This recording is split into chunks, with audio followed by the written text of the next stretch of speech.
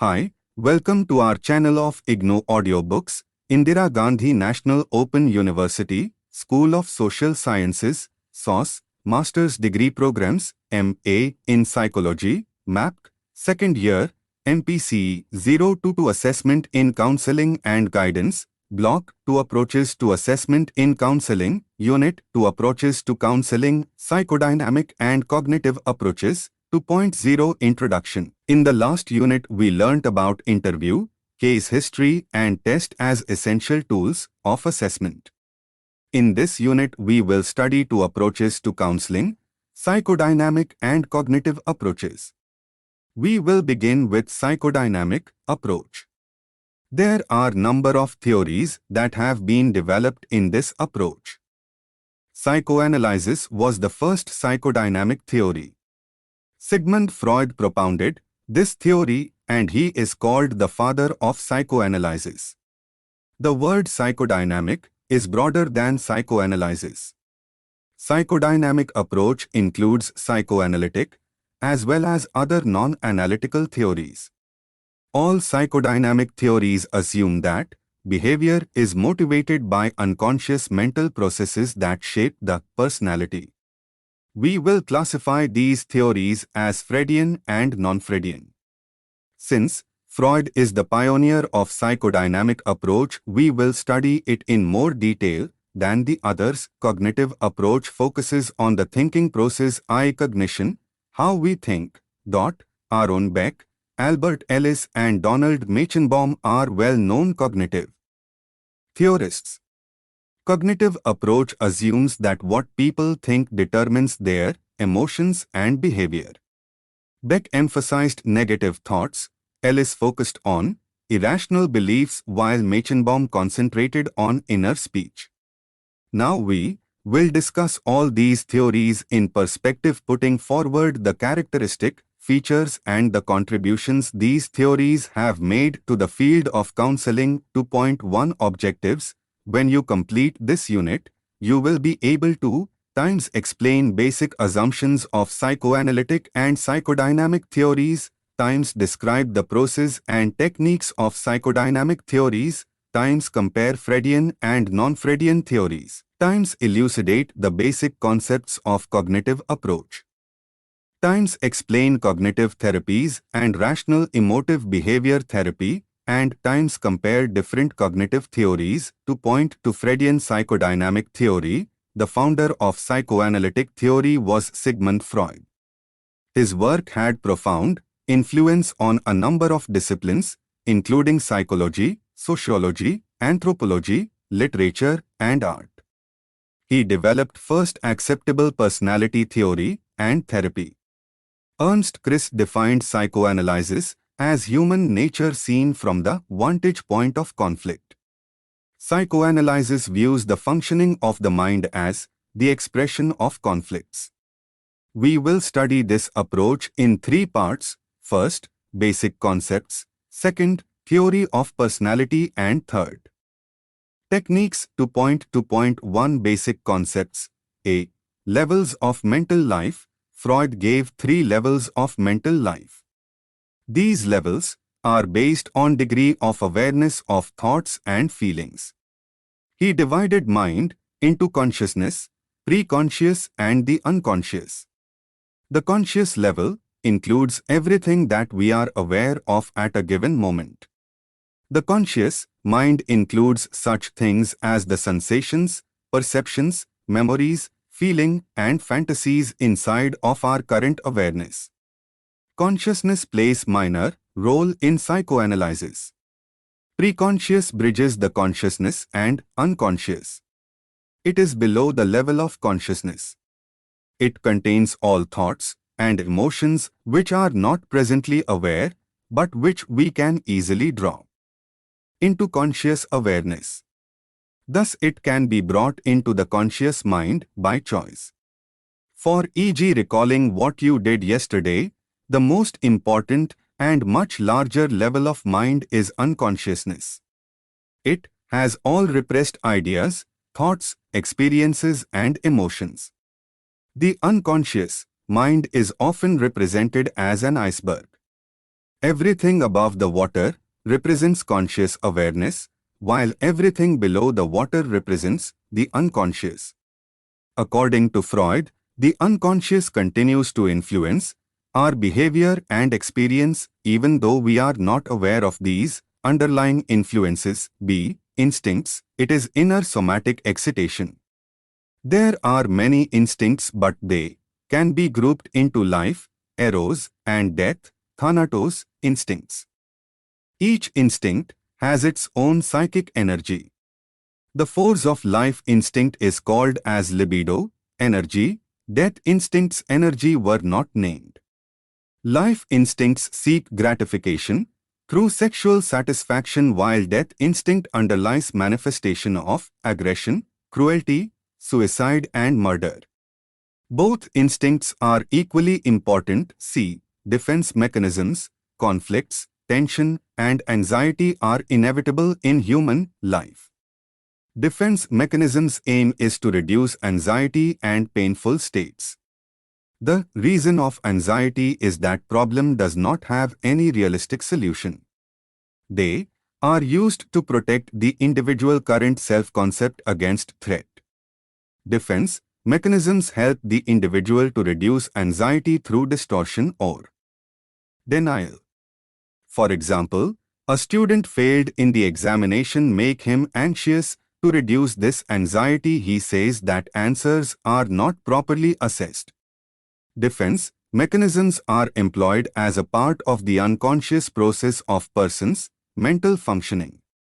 Following are commonly employed defense mechanisms. I. Rationalization. In rationalization, rational explanation is provided for irrational or unacceptable behavior.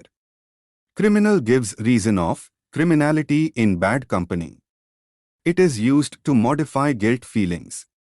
If you do not get admission for certain course, you will say the course is not good of career. 2. Repression. Unwanted or unacceptable thoughts, feelings, memories are pushed into the unconscious because their recall may be painful or fearful. Many women repress sexual abuse. 3. Displacement. Displacement involves shifting emotional reactions from one person or situation to another. Mother punishes child and child become angry. He cannot express his anger on mother, hence he displays it and show it on toys or on younger siblings. 4. Projection. To get relief from anxiety, person attribute the source anxiety to external world rather than his own fault. Our feelings are attributed to others. Instead of saying I hate her, she hates me will be said we. Introjections. Introjections involves the adoption of other people's attitude or behavior as if they were one's own. Parents' values are interjected by child as his own values. 6. Reaction formation. It is developing of opposite feelings or behavior than one's own. Hate is replaced by love, anger is replaced by relaxation. D. Psychosexual development. Throughout life, our behavior is motivated by the need to satisfy our basic drives. Sexuality or libido is not simply gentle stimulation but also expressed through many parts of the body called as erogenous zones. These stages are depending on the mode of gratification of libido. I. Oral stage. Birth to 18 months. The first stage of development is oral stage. The mouth is organ of the body to get pleasure. Therefore, the oral activities including lips, tongue and associated structure become basic interest. Sucking, swallowing, spitting, biting gives him pleasure and gratification of libido. Freud claimed that excessive or insufficient of oral stimulation lead to oral passive personality in adulthood. 2. Anal stage. 18 months. 3 years. During this age, the focus of libidinal energy shifts from the mouth to anal region. Pleasure comes primarily from the process of elimination and related activities. For the child, bowel movements are intensely pleasurable. Child wishes to handle his faces. Toilet training may poses conflict in child. Freud postulated that all later forms of self-control have their origin in the anal stage, 4, phallic stage, 3 to 5 years. During this stage, gratification is focused on the sex organ. Behavior of examining, observing and masturbating is seen in this stage. The infant boy forms identification with his father. Oedipus complex appears in this stage. It consists of a sexual cathexis for the parent of the opposite sex and hostility towards the parent of same sex. Oedipus was Greek king, unknowingly killed his father and married his mother, hence named Oedipus. Freud saw sexual conflicts, guilt and anxiety stemming from phallic stage, latency period, 5, puberty. In latency stage, the sexual development appear to be relatively inactive or stand still. The libido energy is channelized into non-sexual activities like athletics and peer relationship. 6. Genital stage, puberty, end of life. At puberty there is reawakening of the sexual energy and seek its gratification. The libido energy is focused on the genitals with adult expression of sexuality. The final organization of personality represents contribution from all 4 stages. 2.2.2 Theory of personality. The personality is made up of 3 major components, the ID, ego and superego. Each component has its own functions, principles and dynamics. They are closely related with each other and behavior is production of these interactions. Now, we will discuss these components in detail. The ID. The ID is the source of all basic inherited drives and instincts. The ID is governed by pleasure principle. From birth, humans are motivated to gratify their biological needs, such as hunger. For instance, if the infant is hungry, he cries, unless his need for hunger is gratified. ID cannot distinguish between fantasy and reality. The aim of the ID is to obtain pleasure and avoid pain. It attempts to reduce tension by reflex action, sneezing, and primary process. Primary process reduces tension with forming mental image of the object. To reduce tension of hunger, mental image of food will be formed, but this mental image cannot really satisfy the hunger need. In order to gratify this need in real terms, the ego emerges. This is the second system that takes over to gratify the hunger need. That is the ego. Ego. Id knows only subjective reality, but ego understands the external reality. Ego is governed by reality principle. The inner demand is gratified with consideration of outside restrictions. The hungry person has to seek and eat food to reduce tension. Ego functions as executive, balancing between subjective reality and objective reality. Superego. Superego is not an inborn component of personality. It develops out of the ego. Superego has no energy of its own. In the process of socialization, the individual learns from parents, teachers and elders all about how to behave in the society, what norms to follow, what is right and what is wrong, what is good and what is bad, etc. Through reward and punishment, the parents inculcate in children moral values, and these in course of time become part of the individual's personality. Superego is the preserver of conscience, and hence when a person does something wrong, it makes him feel guilty. The problems that the individual faces, according to Freud, arise because of imbalance between these 3 personality components. 2.2.3 Techniques of psychoanalysis. The process of counseling encourages the client to get aware of the material repressed in the unconscious and resolve the conflicts. The client is encouraged to talk freely, to disclose unpleasant, difficult, or embarrassing thoughts. Some time-free association method is used, in which client is expected to state whatever comes in his mind regardless of its relevance. Dream analysis is also one of the important techniques employed for making aware of the material repressed in the unconscious. Along with the above techniques, interpretation of resistance, Analysis of transference is used in psychoanalysis. 2.3 Neo-Freudian psychodynamic theories. All the theories which have their roots in the psychoanalytic theories, over a period of time have broken from those roots and started developing their own theories.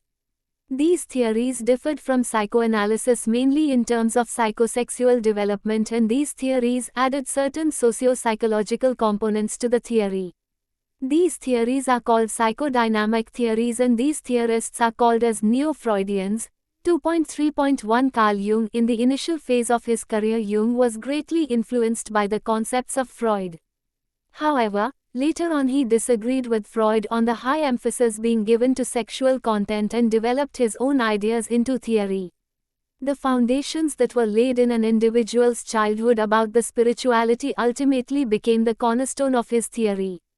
In this section we are going to learn about I, the human nature, and E, the major constructs of Jung's theory. I, the human nature. The psyche is the combination of the conscious and the unconscious. The unconscious is again divided into collective and personal unconscious. The collective unconscious includes symbols, images, and archetypes common to all people. The personality is composed of the ego, persona, shadow, anima, animus, and self. These are explained below. A. Ego. Ego is the center of the field of the consciousness. This maintains the relation with the other contents. In the first half of the life of an individual, the ego gets separated from the self, and in the later half, the self gets connected with the ego. This is called the process of individuation. B. Persona. Persona is the conscious role we assume in presenting ourselves to the world. This is structured from the introjections that come from the parents and society. This is the combination of the responsibilities and the expectations of others from us. This aspect bridges the gap between the world and the ego. C. Shadow. Shadow consists of animal instincts that humans inherited in their evolution. The shadow is negative counterpart of ego. D. Anima. Human is bisexual animal. Masculine and feminine characteristics are found in both sexes. Anima is the collection of feminine qualities in the man. There is a sense of discomfort with self if this part is denied. The person feels driven by a force and is not able to be creative until he accepts this aspect of his personality. A. Animus. The masculine characteristics in woman is called animus. By living with man, women become masculinized. F. Self. Self comprises the totality of the conscious and unconscious. The self is considered as midpoint of personality around which all the other systems are constellated. It motivates human behavior to become whole. Thus self is life's goal for which people strive constantly and rarely reach. E. Major constructs. A. Psychological types. Jung spent much time in psychological types describing the 8 possible types. For illustration, let us see 2 of them. The introvert-extrovert type is originated with his work. These are the 2 opposite ways of looking at the world and also how the person perceives the relationships. The extrovert is preoccupied with understanding natural phenomena and explaining them through general principles. Such people are outwardly oriented. They repress their feelings that side, so they tend to appear distant, cold and unattached. Introverts are inwardly oriented. B. Complexes. A complex is the constellation of feelings, perceptions, memories and thoughts that exists in the personal unconscious. For example, a child's experience with his mother, if over-affectionate and over-nurturing etc., would make the child get fixated with mother, or if totally neglected and rejected, a certain degree of hostility towards more would develop. Either way, the mother complex arises as a result of such emotional attachment with the mother. C. Archetypes. This is an important element of the collective unconscious. Archetypes are patterns or framework that serves to organize human experiences. They contain no content of their own but organize the person's experiences. Jung postulated that archetypes are bases of many fantasies, myths and symbols. The above-mentioned anima, animus and shadow are types of archetypes. D. Personal unconscious. These are the memories of the childhood and past events experienced by the individual. These are just below the surface line. This is limited in content because it is related to experience of the individual. These are experiences that were once in the conscious realm but presently they have been repressed, ignored and forgotten.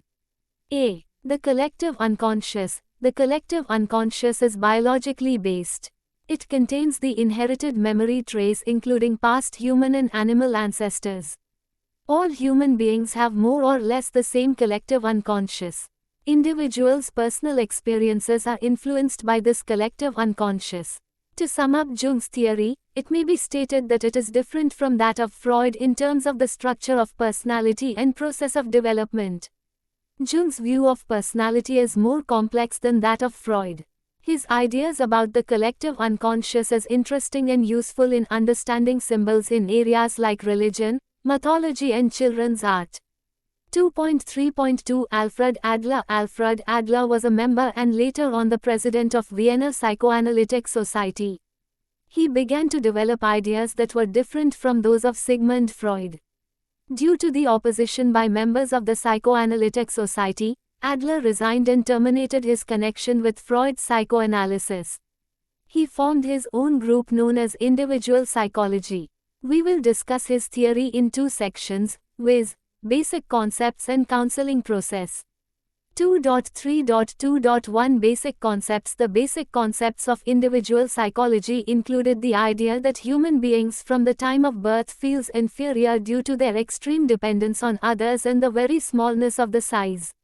This motivates the individual to strive towards mastery of the environment and other aspects so that he could get over the inferiority feelings. Some of Adler's concepts are described in the following section. I. Inferiority feelings. Feeling of inferiority is a conscious or unconscious recognition of physical or psychological insufficiency. Every child experiences a sense of helplessness because of his size and dependence on others. Adler postulated that inferiority feelings keep human beings moving towards full realization of self. There are three sources of this feeling: A. Biological dependency. B. Our image in relation to the universe. C. Organ inferiority. Inferiority feeling is not considered as abnormality but motivation to improve. For example, a child is motivated by feeling of inferiority to strive for a higher level of development. E. Superiority feelings. The inferiority feelings lead to attempt to overcome superiority. It is not that the person does not want to overcome inferiority but the person wants to be superior to what he is at present, a state of dependency. For Adler, superiority does not mean social distinction, leadership or a prestigious position in society, but it is striving for perfect completion. From birth to death, the striving for superiority carries the person from one stage of development to the next higher stage. E. Social interest. Social interest consists of the individual helping society to attain the goal of a perfect society. It is an attitude or outlook towards furthering the welfare of others. Social interest is behavior like cooperation, social and interpersonal relations, group membership, empathy and so forth. IV. Lifestyle. Style of life is the system principle by which the individual's personality functions. It explains the uniqueness of the person. Every person has as his or her goal the superiority, and each one tries to achieve the same by different ways. These different ways become a style of life in course of time. This style of life determines how the person confronts the problem. Birth order. We all do wonder why children born in the same family, although with the same atmosphere, develop such different personality. Adler was of the view that the birth order in which the person is born makes a difference in shaping his personality. For instance, according to Adler, the eldest child is the one who receives good attention. Until the time this child is alone, due to the amount of the attention that he gets, he is somewhat spoiled. This child becomes dependable and hard-working. But when the new sibling arrives in the family, the firstborn child tends to feel inferior as the attention of the parents get distributed to self and the newborn. He feels as if he has lost his position as the unique one and a special in the family. The second child is in a different position. When this child is born, there is already someone in the family before him as the eldest child, So he learns to accept the existence of the other person in his life. The typical second-born is the one who considers himself always in the race and that he has to strive for his position. There is constant competition between the two siblings and that shapes the life of them in different way. The arrival of the second child as the newborn brings in more attention to him and this makes him win in the fight more often with the elder sibling. The middle child often feels that he has been suppressed a lot by the parents. This child may develop an attitude that he is the victim of all ill treatment and deprivation and as a result may carry an image of, poor me. He can grow up into a problem child or he may grow up into a more easygoing and more social. The youngest child tends to be a pampered one. He is another person who gets attention in the family. As they grow up they tend to take their own decisions. Most of the time they have different views from the other members of the family and they choose to do what they think is right. They play a different role than the others. The only child may not learn to share or cooperate with other children. This child learns to deal with the elders more effectively. Being the only person in attention, these children find it hard if they are sidelined. The above are examples of the development of personality as result of the individual's ordinal position in the family. 2.3.2.2 Process of counseling. The basic assumptions of Adler's theory are as given below. A. Every behavior is goal-directed. B. Humans are basically social. C. The functions of the person become the important part of an individual's personality. His theory focuses on inferiority feelings, which he sees as a normal condition of all people. He believes that this feeling becomes the source of the striving for all humans. These inferiority feelings motivate us to strive for mastery. We are always forced by this feeling and this gives us means to achieve things. He believes that our life course is not determined by only heredity or environment. We have the capacity to interpret the things that are happening around. So in effect we do have control over our lives. Adler thus was the first to say that individual should be understood with reference to the system he lives in. Based on this, Adler has come up with the goals that are put for the counseling as given below: encouraging social interest, to help the person deal with feelings of inferiority; modifying the views of the client, to make the client feel that he is equal to others; to change the faulty motivation, to make the clients aware that they should make some contribution to the society. Adler identified clear phases in counseling. Phase 1. Establishing the relationship. Adlerian therapist establishes a collaborative relationship with the client. The quality of the relationship is one of caring, involved, and friendliness. The contact with the person is more important than starting with the problem. That is, the focus is on the person rather than the problem. A positive relation is created in this phase. The client does not believe in his capacity in the initial phase, so the therapist provides the support to the client. The emphasis is more on the experience of the client, and the techniques that are used are not given so great importance. The techniques are used as per the need of the client. The main techniques used in this phase are listening and empathy. This caring way of therapist is likely to make the feel more understood and accepted. As a result, he will focus on himself better. It helps the client to also clear the expectations he has from the therapy. He is able to define the goals. Phase 2. Exploring the individual's dynamics. There are two parts to this: subjective and objective interview. In the subjective interview, the client is asked to tell his story. Mere active listening skills are not enough. The component of wonder, fascination and interest by the therapist are also equally important. The second part, the objective interview, is the part in which the details of the problems are taken by the therapist. He also assesses the various other dimensions of the client's life in this part. Along with this, there are few other things which are considered about the client, and these are as what are the ordinal position of the client and other details about the family and his position in the family. The therapist also asks the client about the family dynamics of the client. That helps him to understand the client in a better way. The other aspect in the assessment is that the therapist asks about the earliest recollection the client has about his childhood. Because as per this theory, this is the time period which shapes the person's personality in the coming life. The client forms most of his notion of his life in this phase. So the therapist has a clue to them. The therapist also seeks what are the person's priorities. These are broadly divided in the following types. A.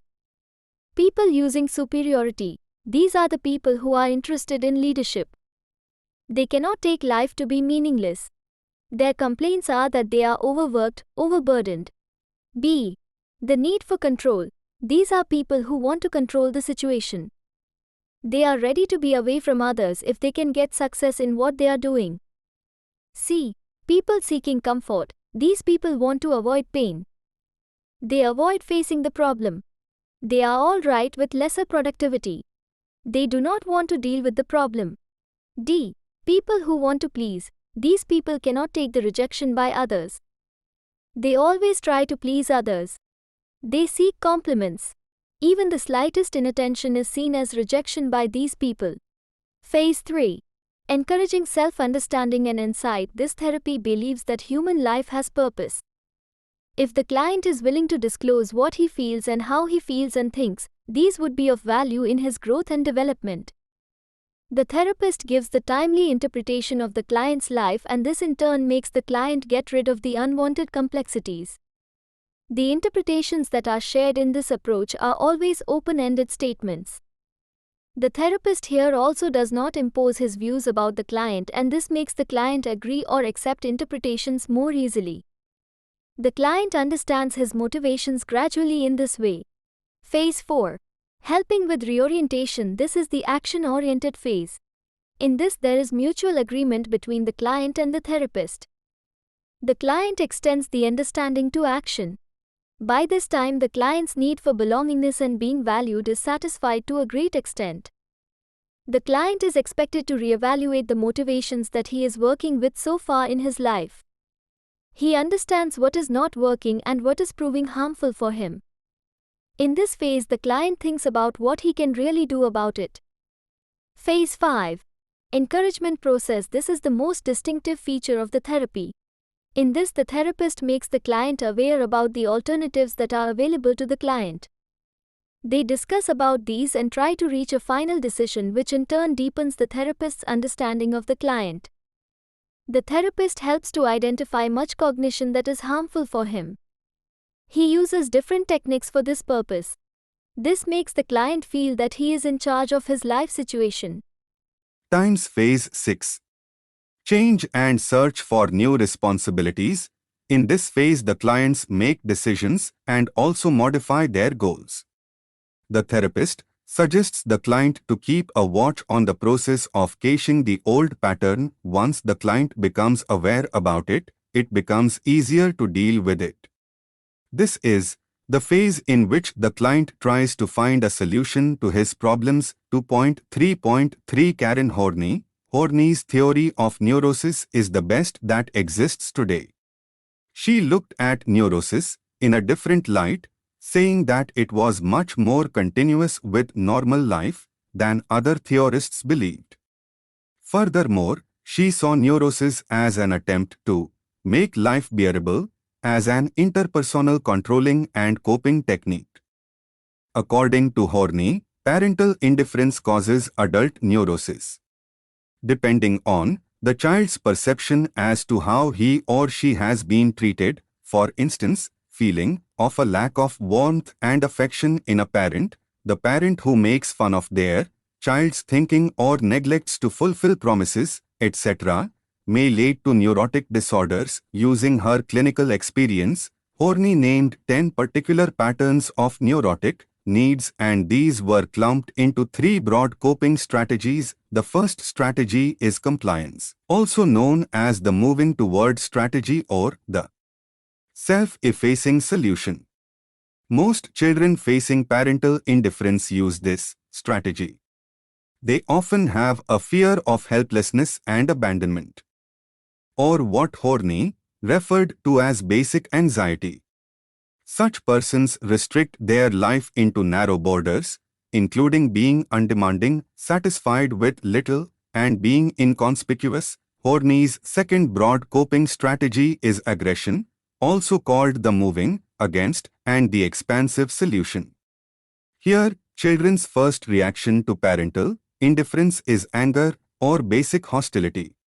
The need for power, need for control over others, and for a facade of omnipotence, and the need for social recognition and prestige, and the need for personal admiration, etc. fall in this category. The final coping strategy is withdrawal, often labeled the moving away from or resigning solution.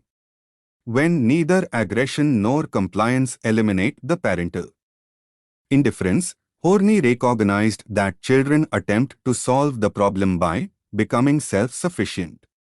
This includes the neurotic needs for self-sufficiency and independence and those for perfection and unassailability. While it is human for everyone to have these needs to some extent, the neurotic's need is much more intense. According to Horney, the neurotic makes the need too central to their existence.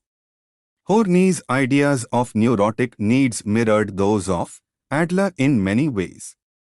Together, Adler and Horney make up an unofficial school of psychiatry, and they are often referred to as neo-Freudians or social psychologists. In her personality theory, Horney reformulated Freudian thought and presented a holistic, humanistic perspective that emphasized cultural and social influences, human growth, and the achievement of self-actualization.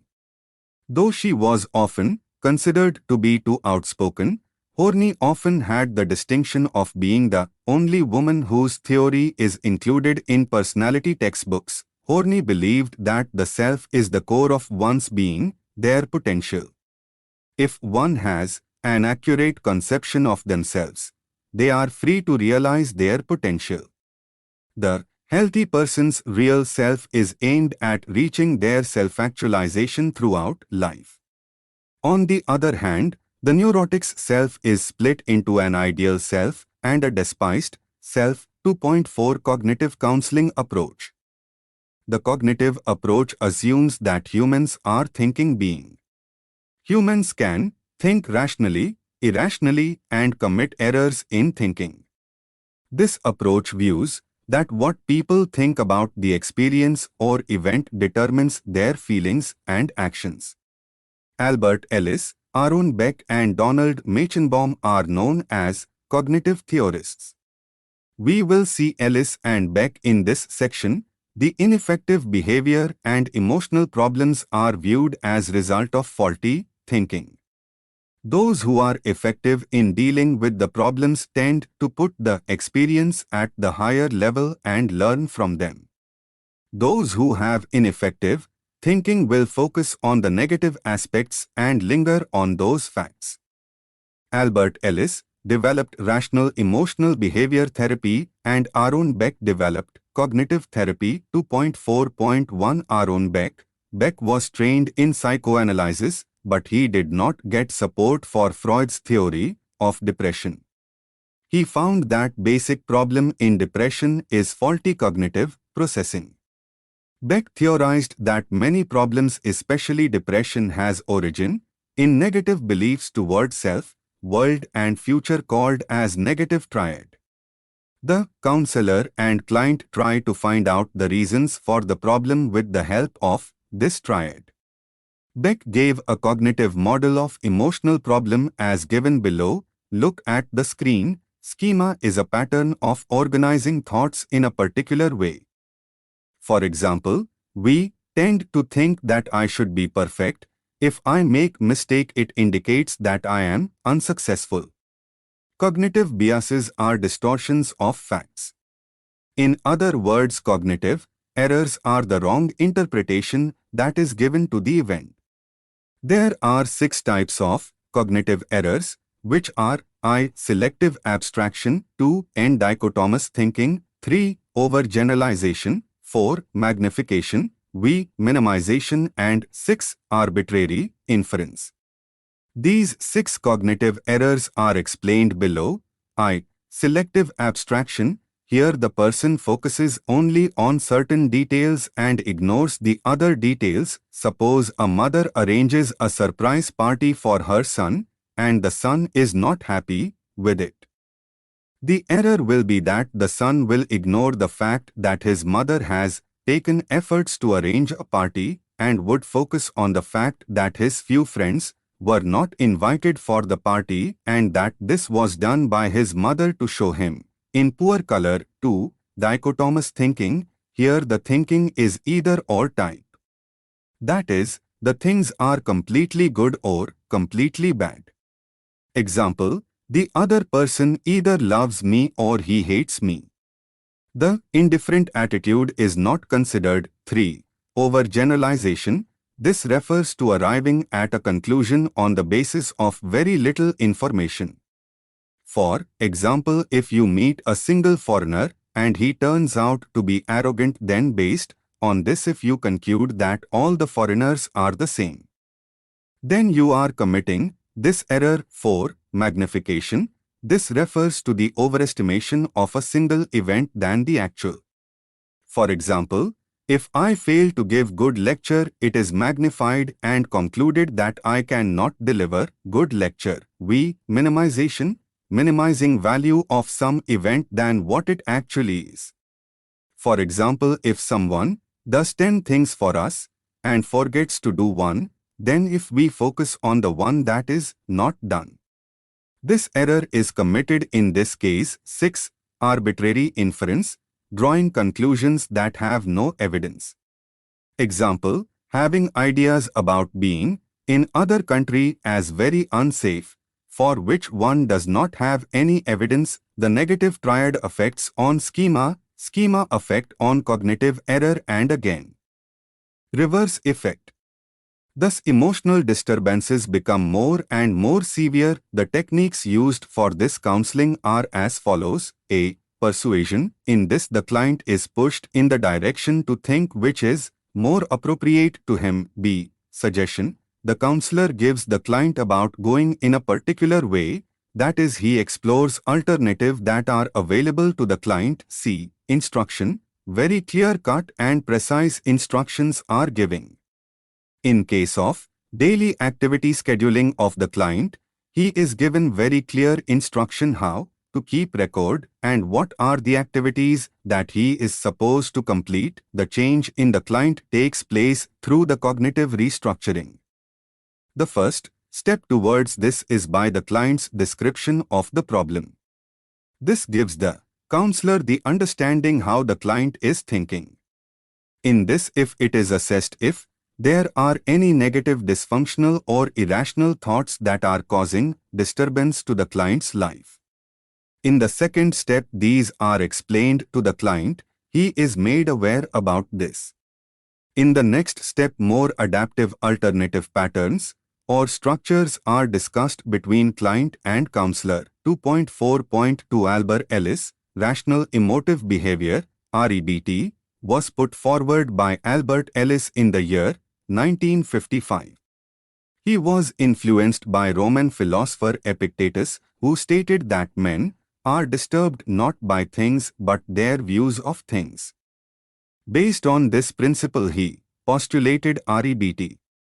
In this section, attempts has been made to understand basic concepts and process of counseling with the help of Abside model. Ellis viewed that when after any event, A. Negative emotional consequences, C. Are experienced, then person think that it is the consequence of that event, but in fact these consequences are of his beliefs. B. To make it clear, let's see the meanings of these alphabets. A is equal to activating event, B is equal to beliefs, C is equal to consequences conclusions, D is equal to dispute discussion debate, E is equal to effect of intervention. Explanation of ABC model. Let's start with example. The activating event, I went for job interview and I did not get selected. The belief, A. Irrational, it cannot stand this rejection, I will never get job, I will always do poorly on job interview. B. Rational, I don't like getting rejected, it seems difficult, I should prepare well. The consequent emotion, A. Undesirable anxiety, depression, worthless feeling. B. Desirable irritation, frustration, keep trying. The consequent behavioral, A. undesirable, refused to go for job interview. B. Desirable, continued search for job. When beliefs are irrational, the person starts perceiving problem. Beliefs are of rational and irrational.